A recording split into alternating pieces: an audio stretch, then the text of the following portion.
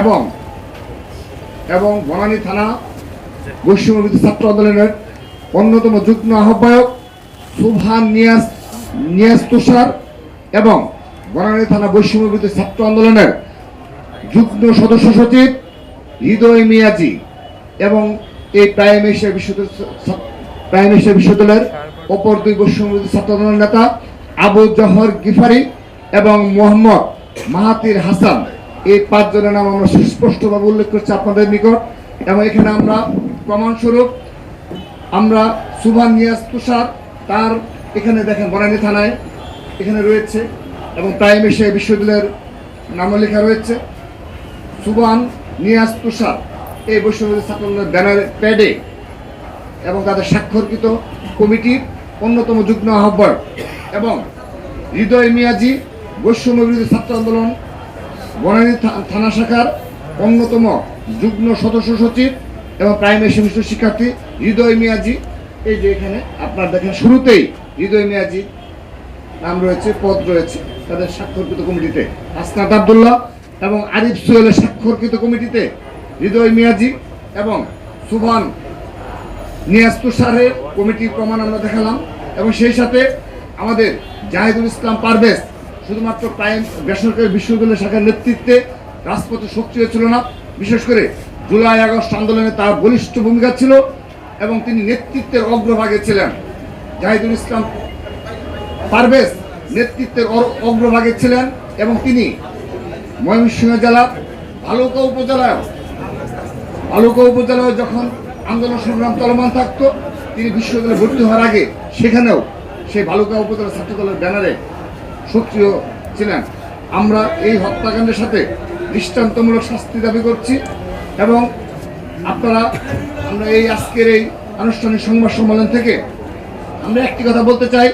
গতকাল আমাদের যখন এরকম একটি হত্যাকাণ্ডের শিকার হয়েছে আমাদের ছাত্রদলের জাহিদুল ইসলাম পারভেজ, তারপর আমরা লক্ষ্য করেছি এই বনানী থানায় বৈষম্য বিরোধী ছাত্র আন্দোলনের বেশ কিছু নেতৃবৃন্দ তারা গিয়ে এই বিচারকে প্রভাবিত করার জন্য এবং মামলা কাদের নামে দেওয়া হবে না সেই বিষয়ে প্রভাবিত করার জন্য বেশ কিছু নেতৃবৃন্দ রাত অবধি তারা অপেক্ষা করেছে এবং ওসিকে ফোর্স করেছে।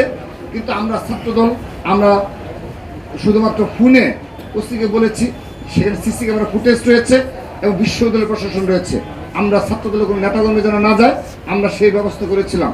কিন্তু পরবর্তীতে দেখা গেল রাত প্রায় 9টা-10টা বেজে যায়, মামলা নেওয়া হচ্ছে না। শুধু তাই নয়, আমরা জানতে পারলাম বৈষম্য বিরোধী ছাত্র আন্দোলনের বেশ কিছু নেতৃবৃন্দ কাদের নামে মামলা হবে সেই লিস্ট ধরিয়ে দিচ্ছে। 1-2 জন কিংবা মূল ঘটনার মূল নায়ক যারা, এই খলনায়ক যারা, তাদেরকে আড়াল করার জন্য, মূল অপরাধীদের এই মামলা থেকে বাইরে রাখার জন্য তারা ওসির উপর ব্যাপক প্রভাব বিস্তার করেছে।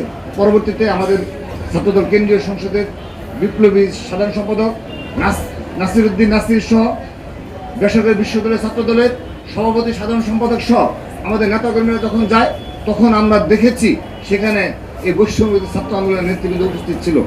আমাদের প্রশ্ন হলো, এভাবে কখনো অতীতে কিংবা এই বর্তমান সময়ে বিগত প্রায় 8 মাস 8.5 মাস হয়ে গেল, এই সময়ে কোনো জায়গায় গিয়ে ছাত্রদল কখনো এ ধরনের কোনো প্রভাব বিস্তার করেছে কিনা, এটি ছাত্র রাজনীতির বাইরে। তো এটি শুধুমাত্র বনানী থানায় হয়েছে সেরকম না। আপনাদের মনে থাকার কথা, এই গত বৃহস্পতিবার অর্থাৎ 3 দিন আগে আপনাদের মনে থাকার কথা, এই আকবর শাহ থানা, চট্টগ্রামের এই আকবর শাহ থানায় মুস্তফা হাকিম কলেজে একটি অনাকাঙ্ক্ষিত ঘটনায় এবং সূচনা করেছে তারাই, এই বৈষম্য বিরোধী কতিপয় নেতৃবৃন্দ এবং গুপ্ত সংগঠনের নেতৃবৃন্দ শুরু করার পর সেখানেও ছাত্রদলকে মব জাস্টিসের শিকার হয়েছে ছাত্রদল। শুরুতে উস্কানি দিয়ে হামলা করে পরবর্তী যখন তারা প্রতিরোধের সম্মুখীন হয়েছে, তারপর গিয়ে থানায় গিয়ে তারা আবার কার নামে মামলা হবে, কি হবে সেই কাজ করেছে। সেখানেও যখন প্রতিরোধের সম্মুখীন হয়েছে তারপর তারা সেখান থেকে চলে গেছে। কিন্তু এই ধরনের বিচারহীনতার সংস্কৃতি এবং এই মব জাস্টিসের কালচার আমরা কিন্তু এই অন্তর্বর্তীকালীন সরকারের সময় ব্যাপক আকার ধারণ করেছে। এক্ষেত্রে আমরা নিন্দা জানাচ্ছি এবং তাদেরকে সুষ্ঠু ছাত্র রাজনীতি চর্চার আহ্বান জানাচ্ছি। ধন্যবাদ।